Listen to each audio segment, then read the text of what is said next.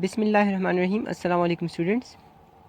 Previous lecture में हमने exercise of unit 7 start करी थी और आज हम शॉर्ट क्वेश्चंस उसमें मैं आपको समझाऊंगा। ठीक है, तो आपके शॉर्ट क्वेश्चंस आपके पास है कि answer briefly the following questions. आपसे कुछ क्वेश्चंस पूछे गए, आपने उसको ब्रीफली आंसर करना है। द फर्स्ट वन इज़ कि indicate which element is reduce in the following reactions. आपको दो रिएक्शंस दी गए हैं, दो इक्वेशंस दी गए हैं केमिकल। ठीक है, एंड आपने बताना है कि उनमें कौन सा जो स्पीशी है, कौन सा जो एलिमेंट है या कंपाउंड है आपके पास, या मॉलिक्यूल है या कोई आयन वगैरह है, तो वो आपके पास क्या हुआ है, रिड्यूस हुआ है। ठीक है, मतलब क्या आपको बताया जा रहा है।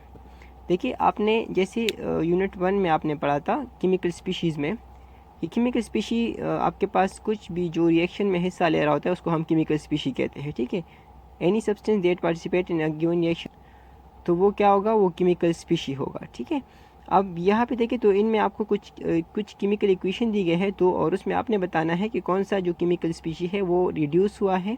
ठीक है, तो सिंपल बात है कि दूसरा वाला जो आपके पास होगा वो ऑक्सीडाइज हुआ होगा। ठीक है, वो आपने अपने रिडक्शन के जो इन्फॉर्मेशन थी आपके पास, उसको आपने रिएक्शन के बारे में आपने जो पढ़ा था उसको आपने रिकॉल करना है। तो आपने पढ़ा था वहाँ पे कि जिस रिएक्शन में हाइड्रोजन ऐड होता है या ऑक्सीजन रिमूव होता है या आपके पास इलेक्ट्रॉन जो है वो गेन होते हैं या ऑक्सीडेशन स्टेट जो है वो आपके पास डिक्रीज़ होता है, तो उसको आपने रिडक्शन कहना है। क्या कहना है?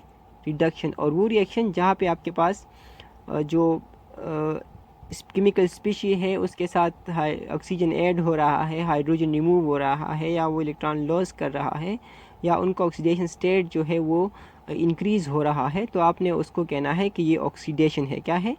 ऑक्सीडेशन। ठीक है, तो अभी हम उन्हीं इन्फॉर्मेशन को यूज़ करते हुए यहाँ पे बताएंगे कि कौन सा जो केमिकल स्पीशी है वो रिड्यूस हुआ है। ठीक है, अब देखिए इस पहले वाले में तो आपने सिंपल बस बताना है। जैसे आपको पता है कि जो मेटल्स होते हैं वो हमेशा इलेक्ट्रॉन लॉस करते हैं और जो नॉन मेटल्स होते हैं वो इलेक्ट्रॉन गेन करते हैं। ठीक है, तो यहाँ पे आप देखिए तो कैल्शियम और ब्रोमीन, कैल्शियम मेटल है, ब्रोमीन नॉन मेटल है, तो कैल्शियम इलेक्ट्रॉन लॉस करेगा, ब्रोमीन उसको गेन करेगा, तो जो गेन करता है वही आपके पास रिड्यूस हुआ होता है। दैट मीन्स कि ब्रोमीन जो है इस रिएक्शन में रिड्यूस हुआ है। ब्रोमीन क्या हुआ है? रिड्यूस। ठीक है, इलेक्ट्रॉन इसने गेन किए हुए हैं। अब ऑक्सीडेशन स्टेट का हम देखें तो कैल्शियम और ब्रोमीन यहाँ पे ये एलिमेंटल फॉर्म में है, प्री स्टेट में है, इन्होंने किसी के साथ बॉन्ड नहीं बनाया हुआ, तो दैट मीन्स कि उनका ऑक्सीडेशन स्टेट जो होगा वो ज़ीरो होगा। क्या होगा? ज़ीरो। फिर जब ये रिएक्शन करते हैं तो कैल्शियम का ऑक्सीडेशन स्टेट 0 से +2 पे चला जाता है, जबकि ब्रोमीन का 0 से -1 पे चला जाता है। ठीक है, कैसे? तो आप यहाँ पे कैलकुलेट भी कर सकते हो। ये देखिए, तो ब्रोमीन का हम करें तो CaBr का, तो आपके पास कैल्शियम सेकंड ग्रुप में है तो उसका +2 होगा, तो +2 इंटू 2 इंटू एक्स, आपके पास +2 इंटू एक्स। ठीक है, अब +2 इंटू एक्स आपके पास क्या आ जाएगा कि +2 और +2x इज इक्वल टू 0। ठीक है, फिर ये 2 आप इस तरफ शिफ्ट करेंगे तो ये -2 हो जाएगा, तो 2x इज इक्वल टू -2 आ जाएगा। फिर 2 पे डिवाइड कर लेंगे बोथ साइड को, तो आपके पास x इज इक्वल टू -1 आ जाएगा। दैट मीन्स कि ब्रोमीन का जो ऑक्सीडेशन स्टेट है वो -1 हो गया है। पहले 0 था, अब -1, अब -1 हो गया है। दैट मीन्स कि इसने इलेक्ट्रॉन जो है वो गेन कर लिए हैं और इसका ऑक्सीडेशन स्टेट जो है वो डिक्रीज़ हो गया है। दैट मीन्स कि ये रिड्यूस हुआ है। तो हम इसको ऐसे कंबाइन करके कहेंगे, ब्रोमीन को यहाँ से ऐसे लाइन लगाएंगे ब्रोमीन तक और कहेंगे कि ये क्या हुआ है, ऊपर लिख देंगे रिड्यूस्ड। क्या लिख देंगे? रिड्यूस्ड। और कैल्शियम का अगर आप साथ में वैसे लिखना चाहते हो तो कैल्शियम का यहाँ पे ऐसे ऐसे इनको कंबाइन कर लेंगे, यहाँ से ऐसी लाइन करके यहाँ तक, और उसके नीचे लिख देंगे उस लाइन के ऊपर ऑक्सीडाइज। क्या लिख देंगे? ऑक्सीडाइज। ठीक है, अब दूसरा देखें तो 8H+ है आपके पास, H+ plus MnO4 minus +5 electron, आपको Mn+2 दे रहा है और 4H2O दे रहा है। ठीक है, अब देखिए यहाँ पे, तो यहाँ पे कौन सा रिड्यूस हुआ है? हाइड्रोजन का +1 है। ठीक है, यहाँ पे भी हाइड्रोजन का +1 ही है। दैट मीन्स कि इसमें कोई चेंज नहीं आ रहा। ठीक है, अब मैंगनीज़ का देखें तो मैंगनीज़ का यहाँ पे अगर हम कैलकुलेट करें तो MnO4 -1 से, तो Mn का हमें नहीं मालूम तो Mn लिख दिया हमने, 4 ऑक्सीजन है तो 4 लिखा, और ऑक्सीजन का होता है -2, तो 4 इंटू -2 इज इक्वल टू ऊपर क्या है -1, तो हमने यहाँ पे लिख दिया इज इक्वल टू -1। ठीक है, अब Mn 4 इंटू -2 से क्या आता है? -8, तो Mn -8 इज इक्वल टू -1। फिर ये -8 को इस तरफ शिफ्ट करेंगे तो ये साइन इसका इन्वर्स हो जाएगा, +8 हो जाएगा, तो Mn इज इक्वल टू +8, और फिर +8 -1 से क्या आ जाएगा? +7। ठीक है, दैट मीन्स कि यहाँ पे मैंगनीज़ का ऑक्सीडेशन स्टेट जो है वो क्या है? 7, ठीक है। यहाँ पे देखिए क्या है, +2 डिक्रीज़ हुआ है ना, दैट मीन्स मतलब +7 से +2 पे आया है, दैट मीन्स कि डिक्रीज़ हुआ है। दैट मीन्स कि मैंगनीज़ जो आपके पास है इस रिएक्शन के अंदर वो क्या हुआ है, वो आपके पास रिड्यूस हुआ है। क्या हुआ है, रिड्यूस, ठीक है। अच्छा, उसके बाद ये देखें कि what is the oxidation number of silver, what is the oxidation number of silver on each side of the following equation, ठीक है। What is the oxidation number of silver on each side of the following equation. अच्छा, इसको आप इस तरह भी कर सकते हैं। देखिए ये मैंगनीज से ऑक्सीजन रिमूव हुआ है ना, मैंगनीज पहले मैंगनेट था, MnO4 था, मैंगनेट इसको कहते हैं, मैंगनेट आयन, ठीक है। और फिर उससे आपके पास ऑक्सीजन रिमूव हुआ है, दैट मीन्स कि मैंगनीज से ऑक्सीजन रिमूव हुआ है, तो वो भी हम कह सकते हैं कि ये रिड्यूस हुआ है। और आप ऑक्सीडेशन स्टेट के बारे में के लिहाज से भी कह सकते हो। अब ये कह रहे हैं कि which is the oxidation number of silver on each side of the following equation. आपको इक्वेशन दिया गया है और आपने बताना है कि इसमें सिल्वर का ऑक्सीडेशन स्टेट क्या है। अब यहाँ पे देखिए तो Ag किसी के साथ बॉन्ड बना चुका है, नहीं, सिल्वर सिर्फ एलिमेंटल फॉर्म में है। और हमने पढ़ा था जब कोई चीज़ एलिमेंटल फॉर्म में या फ्री फॉर्म में होता है तो उसका ऑक्सीडेशन स्टेट क्या होता है, 0, ठीक है। तो आपने लिख देना है कि on the left side of the equation Ag has an oxidation state of 0, ठीक है। Why, because Ag is in free state, silver is in free state, ठीक है। ऑक्सीजन का भी यहाँ पे 0 है। अब यहाँ पे देखिए Ag2O में, तो यहाँ पे अगर हम मालूम करना चाहें तो Ag का हमें नहीं पता, तो हम लिख देंगे Ag। अब 2 है तो यहाँ पे हम साथ में लगा देंगे 2 प्लस ऑक्सीजन 6 ग्रुप में होता है और उसका हमने पढ़ा है कि ऑक्सीडेशन स्टेट उसका -2 होता है। अब यहाँ पे उसके साथ कोई हिंसा नहीं है, दैट मीन्स कि हम सिर्फ -2 लिखेंगे, इज इक्वल टू कोई चार्ज नहीं है तो 0, ठीक है। अब यहाँ पे आ जाएगा 2Ag plus into minus minus आ जाएगा, 2Ag - 2 इज इक्वल टू 0। अब 2Ag यहाँ पे लिख देंगे, ये -2 शिफ्ट करेंगे दूसरी साइड पे, तो आपके पास आ जाएगा +2, ठीक है। अब ये 2Ag और +2, इसमें इसको भी 2 पे डिवाइड कर लेंगे और इस साइड को भी 2 पे डिवाइड कर लेंगे, 2 और 2 कैंसिल आउट हो जाएगा। तो Ag is equal to 2 1s are 2 and 2 2s are 4, तो यहाँ पे आ जाएगा Ag इज इक्वल टू +1। तो आप ये इस तरह कैलकुलेट करके फिर लिख दोगे कि on the right side of the equation Ag has या silver has an oxidation state of +1, ठीक है। अच्छा, अब थर्ड नंबर आपके पास है कि why in OH is strong but in H4 और H आपके पास क्या है, is weak electrolyte. In OH strong electrolyte है but in H4 OH weak है, ये क्यों, ठीक है। तो हमने पढ़ा था कि किसी भी इलेक्ट्रोलाइट के स्ट्रेंथ का अंदाज़ा हम उसके degree of ionization and extent of electricity passage से लगाते हैं, ठीक है। कितनी चीज़ों से, 2 चीज़ों से, डिग्री ऑफ आयोनाइजेशन एक, और दूसरा क्या है, इलेक्ट्रिक कंडक्टेंस या इलेक्ट्रिसिटी पैसेज, ठीक है।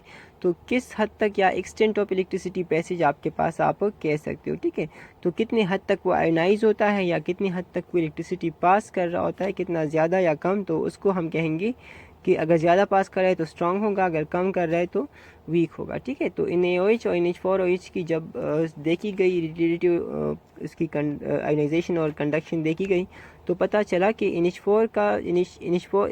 का आपके पास जो डिग्री ऑफ आयोनाइजेशन है दैट इज़ 83%, ठीक है। कितना है, 83%, और इन H4 OH का आलमोस्ट कोई 13 और 14% है। दैट मीन्स के ये ज़्यादा आयोनाइज हो रहा है तो ज़्यादा आयोनाइज होगा तो करंट भी ज़्यादा पास करेगा, और ये आपके पास कम आयोनाइज हो रहा है तो कम करंट पास करेगा, क्योंकि करंट, मैंने आपको कहा था कि इलेक्ट्रोलाइट में conduction of current due to moment of ions होती है। क्या होती है, मोमेंट ऑफ आयंस, ठीक है। ये मोमेंट ऑफ आयंस की वजह से ये कंडक्शन होती है आपके पास इलेक्ट्रोलाइट में हीट करंट की, ठीक है। तो यहाँ पे चूंकि आयोनाइजेशन जितना ज़्यादा होगा उतना कंडक्टेंस भी ज़्यादा होगा, तो इसका ज़्यादा है इसका कम, दैट मीन्स कि इन OH आपके पास ज़्यादा करंट पास करेगा बनिस्बत इन H4 और H के, ठीक है। How to prevent corrosion in less view of the method, तो हम कोरोजन को ऐसे प्रिवेंट कर सकते हैं, ठीक है। तो कोरोजन को प्रिवेंट करने के लिए हमें इन्वायरमेंटल गैसेस या इन्वायरमेंट और उस कोरोसिबल मेटल के दरमियान एक बैरियर डालना होता है, ठीक है। और उसके लिए हम मुख्तलिफ़ तरीके यूज़ करते हैं, ठीक है। उसका आपने लिस्ट बनाना है, ठीक है, मतलब कि सिर्फ इन लिस्ट करना है, नाम बताने हैं, तो इसमें आप पहले कोरोजन डिफाइन कर लिए और फिर कहे कि हम 6 क्लासेस ऑफ मेथड्स को यूज़ करते हैं for the prevention of corrosion, ठीक है, by introducing a barrier between environmental gases and the corrosible metal, ठीक है। तो वो आपने फिर बताने हैं द मेथड्स आर, फिर आपने उसको एक एक करके बताना है कि स्टेन रिमूवल आपके पास एक तरीका है स्टेन रिमूवल, ठीक है, या डेंस रिमूवल जो आपके पास है। दूसरा पेंटिंग है या प्लेटिंग है आपके पास कोई, ठीक है। तीसरा आपके पास मेटालिक प्लेटिंग है, मेटालिक कोटिंग है। चौथा आपने कहना है कि कोरोजन इनहिबिटर हम यूज़ कर सकते हैं, ठीक है, एलाइन कर सकते हैं, एलाई बना सकते हैं। पांचवा आपने लिखना है कि हम कैथोडिक प्रोटेक्शन यूज़ कर सकते हैं, ठीक है। छठा आपके पास जो है, ठीक है। और पांचवा लिखना है आपने कि हम कोरोजन इनहिबिटर यूज़ कर सकते हैं, ठीक है। कौन कौन से स्टेन रिमूवल, ठीक है, फिर उसके बाद एलाइंग, ठीक है, फिर पेंटिंग, फिर मेटालिक कोटिंग, चौथा। पांचवा जो कोरोजन इनहिबिटर यूज़ करना है, एंड छठा आपके पास क्या है, कैथोडिक प्रोटेक्शन, ठीक है। और ये सब मेथड्स हम पढ़ा चुके और समझ भी चुके हैं, ठीक है। उसके बाद write chemical reaction that occurs in Nelson cell. Nelson cell में कौन कौन से रिएक्शन होते हैं, तो हमने पढ़ा था कि नेल्सन सेल में 2 ही रिएक्शन होते हैं, एक जिसमें हाइड्रोजन इलेक्ट्रॉन गेन करता है और वो हाइड्रोजन गैस बनाता है। दूसरा जिसमें क्लोरीन जो है वो इलेक्ट्रॉन लॉस करता है Cl- और वो क्लोरीन गैस बनाता है। और तीसरा जो आपके पास है दैट इज़ Na प्लस और OH माइनस के दरमियान है, और वो क्या करते हैं, NaOH बनाते हैं कंबाइन होकर, ठीक है। तो ये 3 रिएक्शन आपने लिखने हैं। First one, hydrogen electron gain करता है, हाइड्रोजन गैस बनाता है। क्लोरीन इलेक्ट्रॉन लॉस करता है और क्लोरीन गैस बनाता है। Cl- जो है वो इलेक्ट्रॉन लॉस करके Cl2 बनाएगा। इस तरह से H प्लस जो है वो इलेक्ट्रॉन गेन करके H2 बनाएगा। और Na प्लस और OH माइनस जो है वो कंबाइन होकर NaOH बनाएंगे। ये आप लोगों ने याद रखना है, ठीक है। उसके बाद right one example from daily life which involves the oxidation reduction reaction. तो आप डेली लाइफ से आपने एक एग्जाम्पल लिखना है। तो रस्टिंग आपके पास है, ठीक है। इसी तरह से बहुत सारी रिएक्शंस आपके लाइफ में होते हैं जो कि ऑक्सीडेशन रिडक्शंस इन्वॉल्व करते हैं, ठीक है।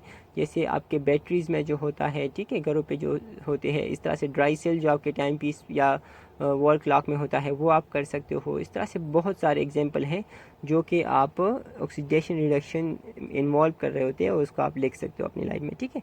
फिर assign oxidation numbers to each atom of the in the following compound. तो ये आप कर सकते हो ईजिली, ठीक है। अच्छा, इसमें देखिए तो आपको कुछ एलिमेंट ऐसे हैं जिनका आपको पहले से पता है, जैसे कि हाइड्रोजन है तो उसका +1 होगा, आयोडीन 7 ग्रुप में है तो उसका -1 होगा। तो ये आप लिख सकते हो। पी और ब्रोमीन है आपके पास, तो यहाँ से भी आप लिख सकते हो ये कि ब्रोमीन का आपके पास, पी का आपके पास +3 है, यहाँ पे ब्रोमीन का -1। यहाँ पे देखिए तो Ca और CO3 है आपके पास, ठीक है। अब ऑक्सीजन का -2 होता है नॉर्मली, कैल्शियम का +2 होता है। अब 6 हाइड्रोजन है, 6 ऑक्सीजन है, दैट मीन्स कि ये थ्री ऑक्सीजन है तो 3 इंटू -2 से 6 आ जाएगा। तो +2 और +4 अभी रह गया है, ठीक है। तो ये +4 आपके पास आ जाएगा। ये आप कैलकुलेट भी कर सकते हो उसी तरीके से, क्योंकि ऊपर कोई चार्ज नहीं है तो आप करके देखोगे तो आप लिखोगे कि 2, कैल्शियम सेकंड ग्रुप में है तो उसका +2 ही होगा ऑब्वियसली। ऑक्सीजन का आपके पास -2 है, ये फिक्स है। कार्बन का आप मालूम करोगे तो उस कार्बन की जगह C लिख दोगे। फिर ये ऊपर मतलब इन दोनों को कंबाइन करके आपने लिखना है कि +2, इस तरह से +2, फिर प्लस आपने लिखना है C, फिर प्लस लिखना है 3 इंटू -2, ठीक है, और = 0। अब इसको कैलकुलेट करेंगे तो +2 आ जाएगा प्लस C एंड -6 = 0। -6 और +2 से आपके पास -4 आ जाएगा, तो C -4 = 0, और -4 को इस तरफ शिफ्ट करेंगे तो आपके पास आ जाएगा C = +4, ठीक है। इस तरह से इसका भी कर सकते हो आप। हाइड्रोजन का +1, ठीक है, ऑक्सीजन का -2 और बाकी का फास्फोरस का आप मालूम कर लोगे, ठीक है। ये वाला सही नहीं है, ये आप AS2O3 होता है, इस तरह का कोई कंपाउंड नहीं होता, तो AS2O3 आपके पास होता है, आर्सेनिक ऑक्साइड, ठीक है। तो ये आप लिख सकते हो इसमें, ठीक है। अब उसके बाद H2SO4 है, इसमें भी हाइड्रोजन का +1 है, ठीक है, और ऑक्सीजन का -2 है। सल्फर का आपने मालूम करना है, ठीक है। इसमें ऑक्सीजन का -2 है और आर्सेनिक का आपने एस्टाटीन का आपने क्या करना है, मालूम करना है, ठीक है, एस्टाटीन, ठीक है। अच्छा, उसके बाद why oxygen is necessary for rusting. Oxygen क्यों नेसेसरी होता है रस्टिंग के लिए, ठीक है। तो क्योंकि गेन ऑफ इलेक्ट्रॉन जो होता है वो कौन करता है, ऑक्सीजन करता है। तो यहाँ पे अगर इलेक्ट्रॉन कोई मतलब गेन ही नहीं करेगा किसी मेटल से तो रस्टिंग वगैरह नहीं होगी। तो रस्टिंग के लिए लॉस ऑफ इलेक्ट्रॉन ज़रूरी है, और लॉस ऑफ इलेक्ट्रॉन के लिए कोई ऑक्सीडाइजिंग एजेंट चाहिए होता है। तो ऑक्सीजन से बेस्ट ऑक्सीडाइजिंग स्टेट यहाँ पे कोई नहीं है। तो बस वो आपके पास क्या होता है कि वो ऑक्सीडाइजिंग एजेंट ऑक्सीजन होता है, वो इलेक्ट्रॉन गेन करता है और उससे आपके पास रिएक्शन हो रहा होता है। ठीक है, मतलब कि मेटल जो है वो इलेक्ट्रॉन लॉस कर रहा होता है और ऑक्सीजन उसको गेन करके बना रहा होता है। ठीक है, मतलब कंपाउंड जो रस्ट है वो बना रहा होता है। तो इस वजह से ऑक्सीजन क्या है, अहम है रस्टिंग के लिए। फिर उसके बाद sketch the Daniell cell labelling the cathode, ये आपके पास बुक में आपके पास ड्रॉ है, तो आपने सिर्फ उसको ड्रॉ करना है। ठीक है, वापस वैसे ही।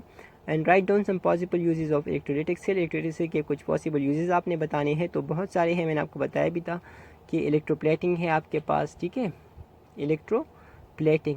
फिर आपके पास है मेटल प्रोडक्शन है। ठीक है, मेटल प्रोडक्शन या केमिकल प्रोडक्शन। ठीक है, तो उसमें कंपाउंड भी है और मेटल्स भी है। ठीक है, एलिमेंट्स भी है, उसको भी आप प्रोड्यूस कर सकते हो। ठीक है, इस तरह से इलेक्ट्रोलाइटिक सेल है ना, तो ये आप यहाँ पे बस यही आप लिख सकते हो कि प्यूरिफिकेशन है आपके पास, प्यूरिफिकेशन या जो मतलब आप करते हो इलेक्ट्रोलाइटिक रिफाइनिंग, जिसको हम कहते हैं रिफाइनिंग या प्यूरिफिकेशन ऑफ मेटल है। दूसरा जो आपके पास यूज़ है that is metallic chemical production है, जिसमें एलिमेंट्स आते हैं और कंपाउंड्स आते हैं जिसको आप इलेक्ट्रिकली प्रोड्यूस कर सकते हो। और तीसरा आपके पास जो है दैट इज़ इलेक्ट्रोप्लेटिंग, ये यूजेस है इलेक्ट्रोलाइटिक सेल के, ये आप लिखोगे इसके अंदर। ठीक है, इसके साथ आपके शॉर्ट क्वेश्चंस पे बेस्ड लेक्चर जो है वो ख़त्म होता है। नेक्स्ट लेक्चर में हम इंशाल्लाह यूनिट 8 स्टार्ट करेंगे। ठीक है, दैट इज़ केमिकल रिएक्टिविटी। ठीक है, तब तक के लिए अल्लाह हाफ़िज़।